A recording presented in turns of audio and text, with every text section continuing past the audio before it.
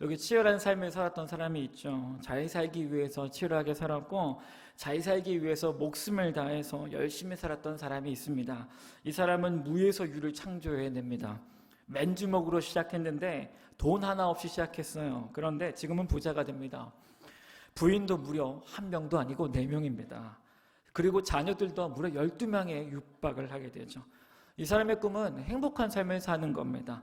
이 사람은 좋은 집에서 살고 행복한 가정을 이루고 자녀들이 잘 되는 인생을 원합니다. 이 사람의 이름은 야곱이죠. 야곱은 이 땅에 태어나서 정말로 치열하고 열심히 삽니다. 태어날 때부터 빨리 이 세상에 나오기 위해 형과 아기 때부터 싸웠던 사람이 있죠. 잘 사는 게 꿈이에요. 이 사람은 행복한 삶을 사는 게 꿈입니다. 우리도 그렇지 않나요?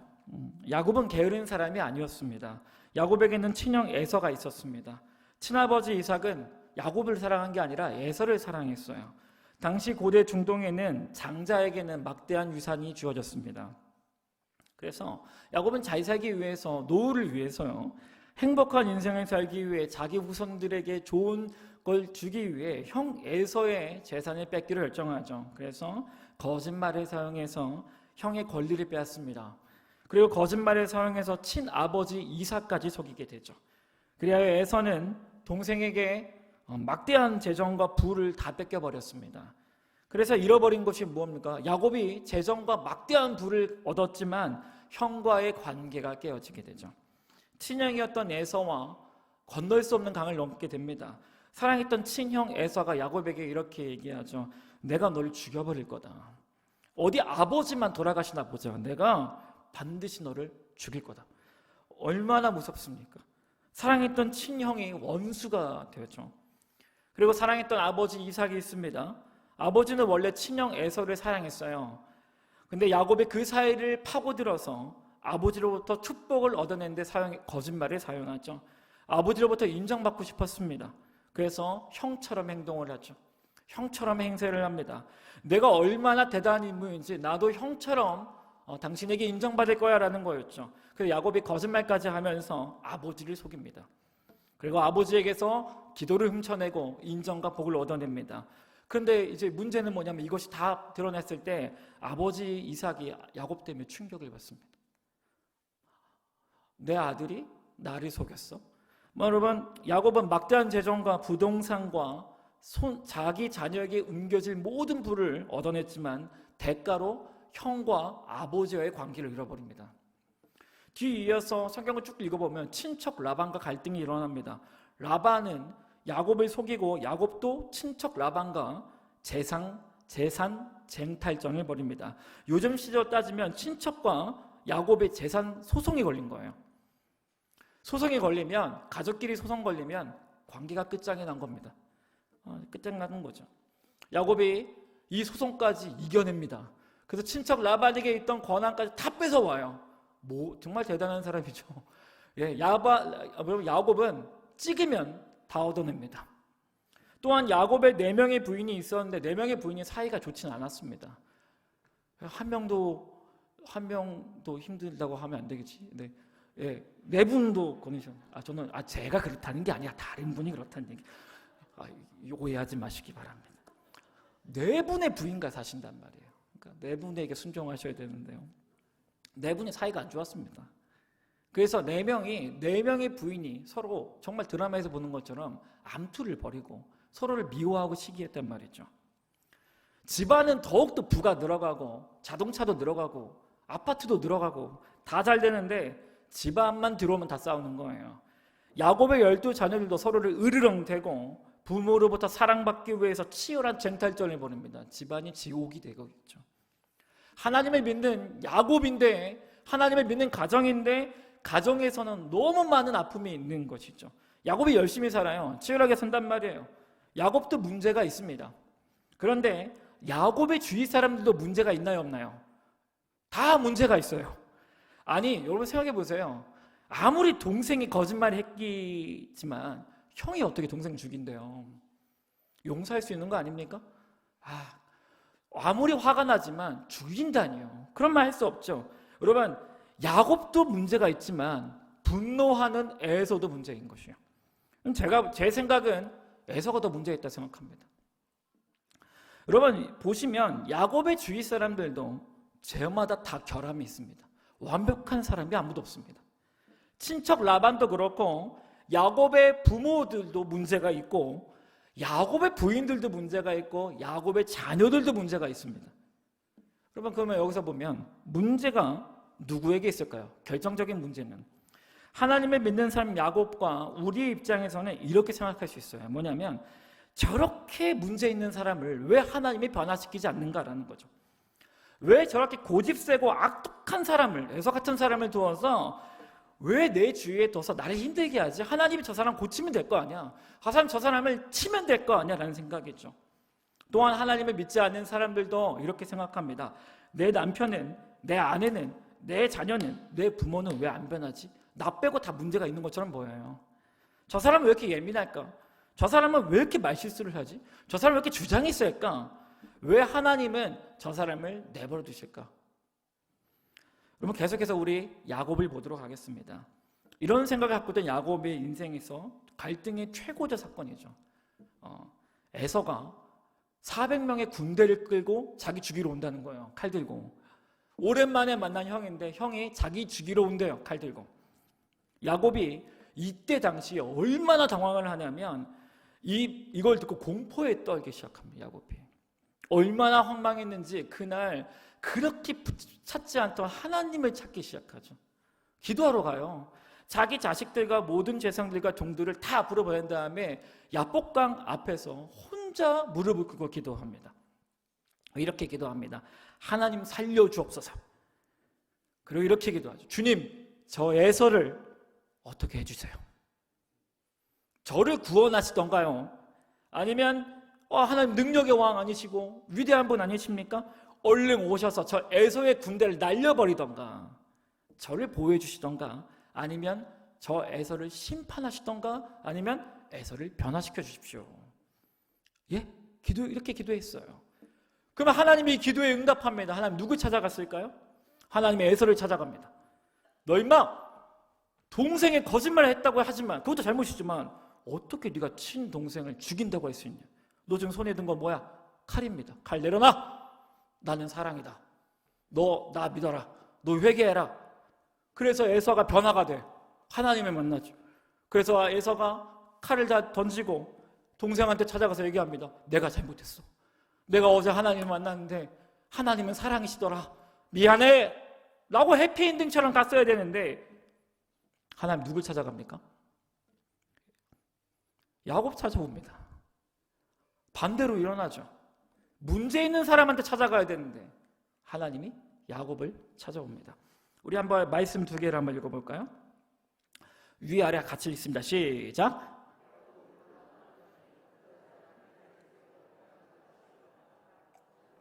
전사와 겨루어 이기고 울며 그에게 간구하였으며 하나님은 베델에서 그를 만나셨고 하나님이 에서 찾아가야 되는데 야곱 찾아와요. 야곱이 놀라서 기겁합니다. 자, 하나님이 야곱을 찾아왔는데 이렇게 왔을까요? 야곱을 죽이러 왔습니다. 야곱과 격투를 벌여요. 야곱은 에서를 물리쳐달라고 기도하고 에서를 회개시켜달라고 기도하고 에서를 변화시켜달라고 기도하는데 하나님이 그 기도에 응답해서 자기를 찾아와요. 여러분 호세아서는 이 야곱과 싸움을 벌이는 사람을 하나님이라고 합니다. 근데 창세기에서는 사람입니다. 여러분 창세기에서는 사람이고 호세아서는 하나님이래요. 마르틴 루터와 존 메가도 목사는 이 야곱과 싸운 사람을 예수 그리스도라고 얘기합니다. 하나님이시면서 동시에 사람인 사람은 한 분밖에 없기 때문입니다. 여러분 여기서 이제 제가 신학적인 거 다 거두하고 일단 점프할게요. 예수님이 야곱을 찾아와요.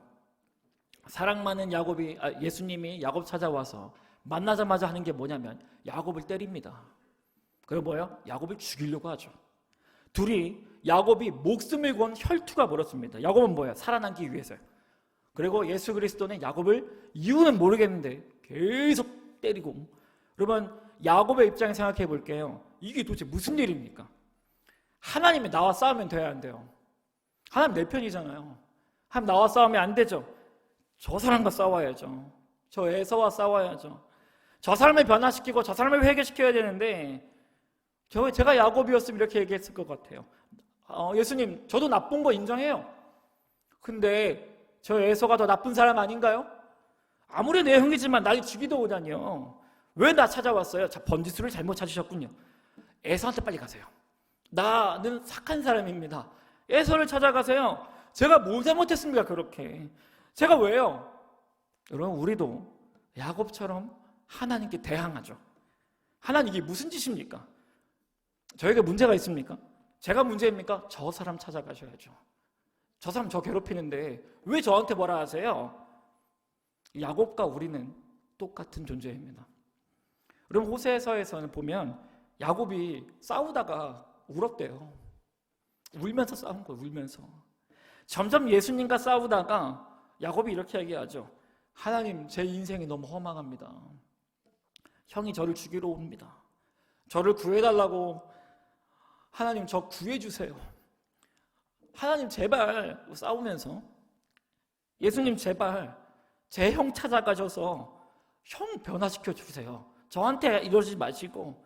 그러자 하나님이 야곱에게 이렇게 얘기하죠. 야곱아, 내가 너를 구하고 싶다. 야곱아, 근데 에서가 문제가 아니야. 내가 너를 쓰고 싶다. 내가 너를 쓰고 싶다. 그러니까 나에게 맡겨라. 네가 죽으면 돼. 내가 너를 죽이면 네가 이길 수 있다라고 얘기를 한 것이죠. 그리고 그러자 예수님이 야곱의 중심에 있는 환도뼈를 강하게 팍 칩니다. 환도뼈가 어디냐면 여기 있는 이 성경의 상징으로는 야곱의 핵심 중심입니다. 야곱의 가장 큰 자아하고 고집을 가리키죠. 예수님이 화면 팍 치니까 야곱이 으악 하면서 쓰러지게 되고 넘어지죠. 이제 장애를 가지게 됩니다. 예수님이 준 상처예요. 평생 장애인으로 살게 됩니다. 평생을 절뚝이며 걷게 되죠. 그러자 야곱이 울면서 도대체 나한테 왜 이러시냐고, 왜 제 헌도뼈까지 꺾어버리시냐 했더니 예수님 말하죠. 이제 내가 너를 쓸겠다. 이제 너 변화될 거다. 걱정하지 마라 하고 예수님 가십니다. 여러분, 야곱이 가장 약해지죠? 헌도뼈가 뭐예요? 야곱의 거센 고집을 얘기합니다. 야곱이 죽었어요, 그날. 야곱이 그 전까지는 뭐예요? 자기 고집과 자기 주장과 자기 욕심과 자기 하고 싶은 것을 다 했는데 오늘 예수 그리스도의 손으로 인해서 그것이 다 꺾여버렸습니다. 다음날 어떻게 됩니까? 다음날 역사가 일어나죠. 에서가 변한 게 아니라 야곱이 변화합니다. 이 자존심이 정말 강했던 야곱이 뭐든지 다 뺏어버리고 싸움닭입니다. 야곱은 절대로 자존심을 굽히는 사람이 아니에요. 근데 저 멀리서 에서가 다음날 400명의 군대를 끌고 오니까 사상 처음으로 형한테 절합니다. 이런 적이 없는데 절해요. 절뚝이면서. 무슨 뜻입니까? 형 미안하다는 뜻입니다. 전날까지만 해도 하나님 저 에서를 변화시켜 주옵소서. 저 에서가 문제입니다 했는데 야곱이 바뀌었어요. 우리 말씀 볼까요? 함께 읽겠습니다. 시작.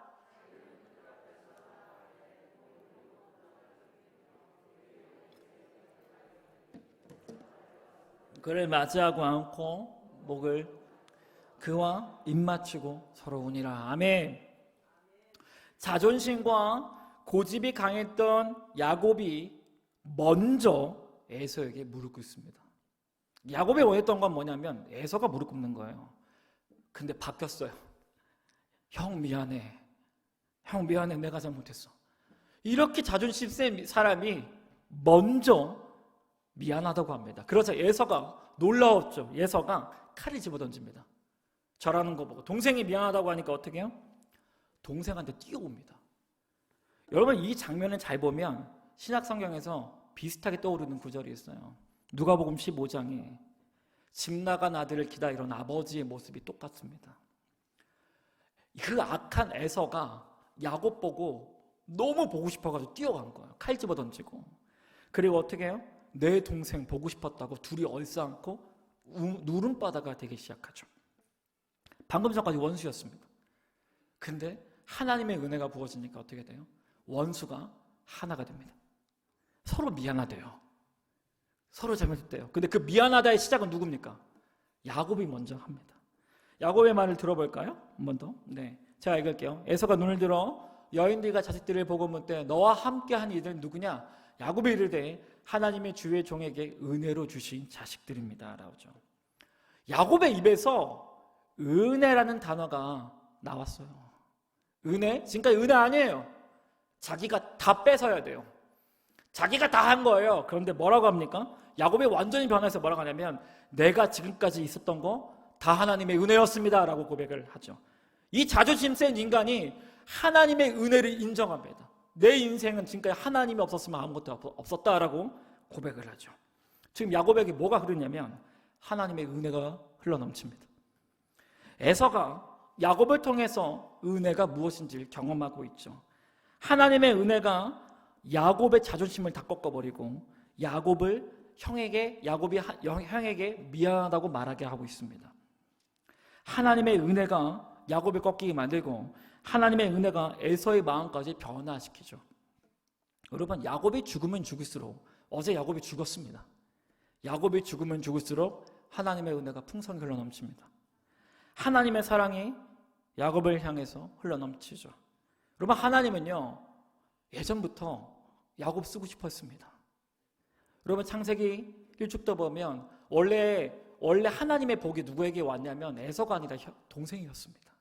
하나님은 원래 야곱 쓰고 싶어 했어요. 그런데 야곱이 그걸 거절하고 자기 마음대로 살기 시작하죠. 여러분, 하나님은 야곱을 쓰고 싶어 했어요. 그러나 야곱이 자기 마음대로 살았습니다. 여러분, 하나님은 우리를 사용하고 싶어 합니다. 하나님은 우리를 통해서 우리 가족과 회사와 친구들에게 은혜를 공급하고 싶어 하십니다. 그런데 우리의 삶에서 은혜가 흘러가지 않아요. 우린 야곱처럼 다 싸워요. 그리고 하나님한테 얘기해요. 내가 문제가 아니라 저 사람이 문제라고, 저 사람 변화시키라고 라고 얘기를 하죠. 하나님이 우리를 사용하시려면 조건이 하나 있습니다. 우리가 죽어야 합니다. 우리가 환도뼈를 맞아야 돼요. 맞아야죠.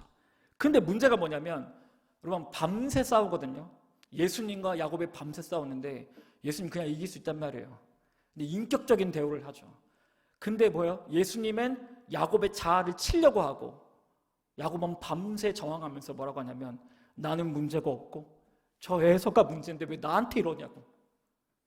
나 문제가 없고 저 사람이 문제인데 왜 자꾸 나한테 이러냐고. 근데 예수님 뭐래요? 아니야, 네가 죽어야 돼. 네가 죽어야 내가 너를 쓸 수 있어. 네가 죽어야 나의 사랑이 너에게 흘릴 수 있어 라고 고백하죠. 여러분, 우리는요 야곱처럼 하나님께 대항합니다. 내 마음대로 살고 싶고 내가 하고 싶은 말 내가 마음대로 하고 싶잖아요. 내가 억울하면 억울하다고 말하고 싶고 내가 손해보면 길길이 날뛰는 존재가 바로 우리들이고 야곱인 것이에요. 하나님이 우리를 사용하기 위해서 우리에게 오시면 우리는 분노하면서 야곱처럼 얘기하죠. 하나님 왜 저한테 왔어요? 하나님, 제가 문제가 아니고 제 자식이 문제입니다. 하나님, 그럼 하나님 말하죠. 아니, 네가 죽어야 돼. 하나님, 제 아내가 문제입니다. 아니다, 네가 죽으면 된다. 하나님, 제 남편이 문제입니다. 아니다, 네가 죽으면 된다. 하나님, 저 사람이 문제입니다. 아니다, 네가 죽으면 된다.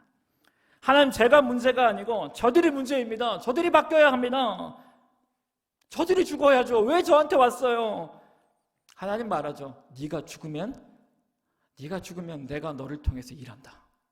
여러분, 하나님은 야곱과 우리를 통해서 말씀하십니다. 난 널 쓰고 싶다. 나는 너를 통해 은혜를 흘려보내고 싶다. 그러기 위해서는 네가 죽어야 돼. 네가 죽을수록 내가 너를 사용할 수 있어. 여러분, 우리는요 우리가 죽을수록 하나님이 우리를 통해 일합니다. 우리가 안 죽기 때문에 하나님 우리를 통해서 일하지 않는 것이죠. 여러분, 미국 템파 베이서에서 목회하시는 주명식 목사님이 쓰신 책 무당엄마 목살이라는 책에 있는 간증입니다. 목사님의 엄마가 무당입니다. 여러분의 가족 중에 무당이 있으면 어떻게 하시겠습니까? 목사님의 엄마가 유명한 무당이었대요. 목사님이 어려서 교회를 다녔는데 은혜를 받습니다. 그래서 목사로가 되기로 헌신을 합니다. 그래서 신학교 가려고 군대 입대를 하죠. 그 군대에서 이제 목회자가 되겠다 하고 기도하고 있는데 청청폭력 같은 소리를 듣습니다. 어머니가 갑자기 신내림을 받았대요. 신내림 받고 무당이 되었다는 거죠. 그리고 맨발로 작두를 탑니다. 그걸 강신무라고 하는데 무당 중에서도 가장 강한 무당이 되셨대요. 휴가를 가서 어떻게 했냐면 아들과 엄마가 대판 싸우기 시작합니다. 신학교로 가려는 목사 아들과 강력한 능력을 지닌 무당 엄마와의 영적 전쟁이 시작되는데 피말리는 전쟁이 시작됐대요. 만나기만 하면 싸운대요. 원수예요, 원수. 그래서 이 목사님이 선택한 게 뭐냐면 능력이 많은 부흥 강사님들 다 찾아갔대요. 실제로. 그 유명한 기도원에 가서 소위 애언기도 하시는 분들한테 다 갔던 거다. 어떻게 하면 우리 엄마가 변화될 수 있습니까? 근데 다 똑같은 소리를 했답니다. 뭐냐면 어머니를 구원하려면 어머니 속에 있는 귀신보단 당신이 능력을 더 받아야 합니다. 그래서 이 목사님의 그날부로 목이 터져라 기도를 하고 엄마에 있는 귀신과 싸우려고 내가 하나님 엄마를 무찌르겠다고 사람을 합니다. 막 서로 싸우는 거죠. 어떻게 됐을까요? 피가 말리는 전쟁이 일어난 거죠. 밤새 기도했는데 그럴수록 엄마랑 더 싸우고 어머니가 무당 되기 전에는 순종적이고 착한 아들이었는데 이제는 엄마와 원수 사이가 됐더래요. 그러다가 왜 안 되지? 하고 있다가 목사님이 어느 날 말씀을 보다가 하나님의 성령의 깨달음이 옵니다. 너는 엄마를 정말 사랑하니? 엄마 사랑하니? 그때 깨달은 게 뭐냐면 나는 엄마를 변화시키려고 하는데 정작 나는 엄마를 향한 사랑이 없다는 걸 발견했대요. 나는 엄마와 싸우기만 했지 나는 엄마를 사랑했나? 하나님의 말씀이 목사님의 심령을 찔러 쪼개기 시작합니다. 그날부로 어떤 기도를 하냐면 지금까지는 물리쳐달라는 기도였대요. 엄마를 엄마 안에 있는 무당을 물리쳐달라고. 근데 그날부로 기도가 바뀌었대요. 하나님 우리 엄마를 불쌍히 여겨달라는 기도를 했대요. 그랬더니 하나님의 은혜가 거하니까 뭐냐면 엄마가 그토록 미웠던 엄마가 너무 불쌍하다는 거예요. 엄마가 너무 긍휼해 보이더래요. 엄마가. 기도가 완전히 바뀝니다. 엄마의 영혼을 붙잡고 울기 시작하는 거예요. 목사님이. 하나님 우리 엄마 불쌍한 영혼인데 좀 구원해 주십시오. 그러면 목사님이 처음에는 엄마와 맞서 싸우는 기도를 했습니다. 근데 하나님이 어떻게 역사하냐면 엄마를 변화시킨 게 아니라 목사님을 변화시킵니다. 목사님이 그날 환도뼈가 꺾이면서 목사님이 죽었습니다. 목사님의 고집이 죽고 목사님의 혈기가 죽으면서 그 안에 하나님이 일하시기 시작합니다. 그 안에 예수님이 역사하시기 시작하죠. 예수 그리스도의 사랑이 부어지니까 엄마가 그렇게 불쌍한 거예요. 엄마가 그렇게 사랑스러워 보이고 불쌍해 보였다는 것입니다. 결국 놀라운 건 뭐냐면 이 목사님의 사랑과 눈물의 기도로 그렇게 변하지 않던 엄마가 하나님의 자녀가 되었답니다.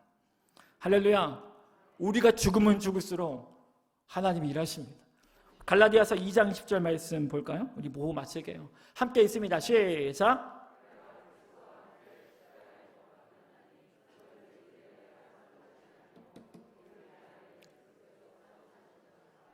아멘. 아멘. 우리가 죽으면 우리 안에서 사시는 분이 있습니다. 예수님인지 믿습니다. 우리가 죽으면 죽을수록 우리가 환도뼈가 꺾일수록 우리 안에서 예수님이 사세요. 그리고 그분이 우리의 가정을 변화시킵니다. 그리고 그분이 내가 있는 친구들을 변화시킵니다. 그리고 그분이 내가 가는 곳곳마다 있는 곳을 변화시키는 것입니다.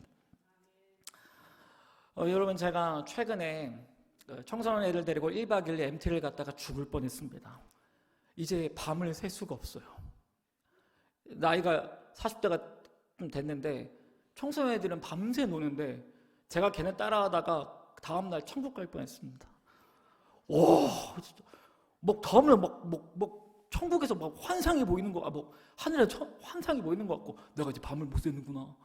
한참 애들이랑 막 밤새 이제 친해지려고 놀고요. 다음 날에 롤링 페이퍼를 썼어요. 얘를 하는데 애들 이제 돌아가면서 이렇게 한 마디씩 쓰는 겁니다. 쓰는데 저한테 편지가 왔습니다. 편지 내용은 목사님 잘생겼어요 라는 말이 있었는데, 제가 볼 땐 다 회개해야 되죠. 거짓말이 좀 섞은 것 같은데, 다 쓰기 싫으니까 할 말 없으니까 목사님 잘생겼습니다 하고 막 어떤 애는 옆에 보고 목사 할 말 없는데요? 네가 쓰기 싶으면 써라. 목사님 잘생겼습니다. 그래서 제가 썼는데 그 안에 하나의 문장이 있었는데, 어떤 자매가 쓴 건데 뭐냐면 이런 말이었습니다. 목사님 짜증나는 순간에도 항상 웃어주셔서 고맙습니다 였습니다. 근데 그 말이 저의 안에 있는 깊은 무언가를 건드렸습니다. 뭐냐면, 여러분, 제가 악한 놈입니다.